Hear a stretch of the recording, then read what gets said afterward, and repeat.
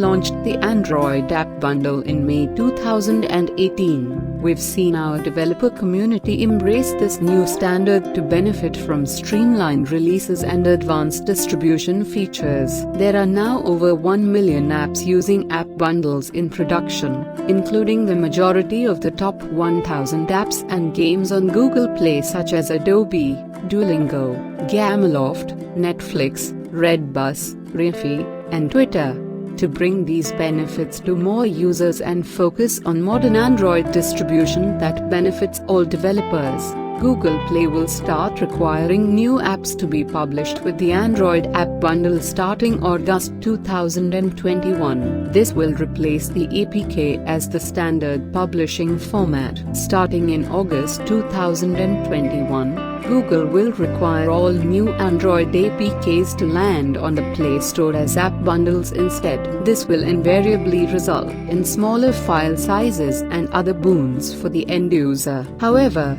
it will also require app developers to push out APK versions of their apps to other non-Play Store channels, as they won't support app bundles. For as long as Android has been around, Android apps have been launched in the APK format, which stands for Android Package. However, in 2018, Google introduced a new format called Android App Bundles, or AB, with the file name AB. Google touted that this new format would result in smaller app file sizes and easier ways to control various aspects of apps. Of the millions of apps on the Google Play Store, thousands of them already use the app system. Today, Google announced that the app format will now officially replace Android APKs. This means that starting in August of this year, all new apps submitted to the Google Play Store must come in the app format. Apps that are currently APKs can stay that way, at least for now. In the end, this is good news for the average consumer. Android app bundles can be up to 15% smaller than Android APKs. For example, developers will also have more control over how they distribute updates to apps, which will likely result in faster and more efficient app updates.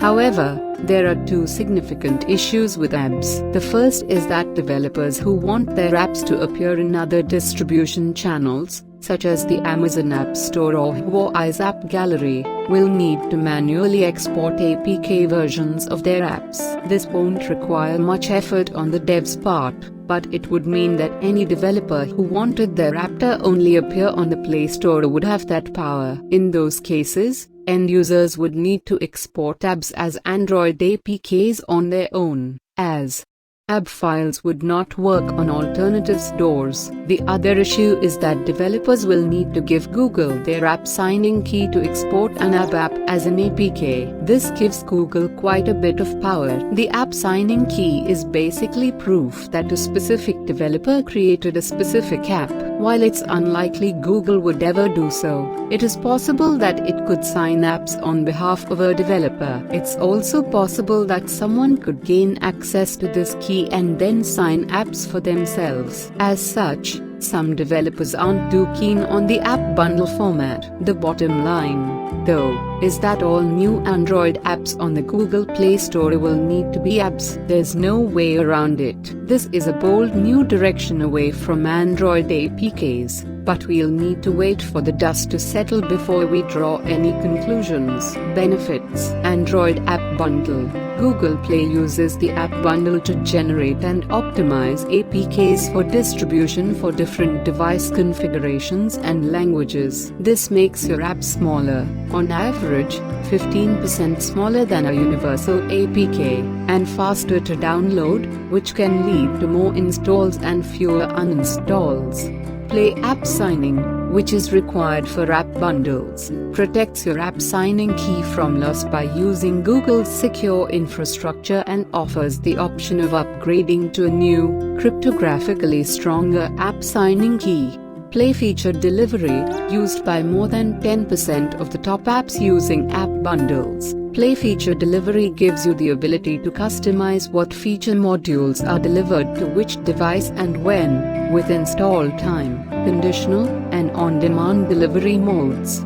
reduces user waiting time by dynamically delivering large assets while cutting delivery costs. Games using Play Asset Delivery can use texture compression format targeting, so your users only get the assets suitable for their device, with no wasted space or bandwidth.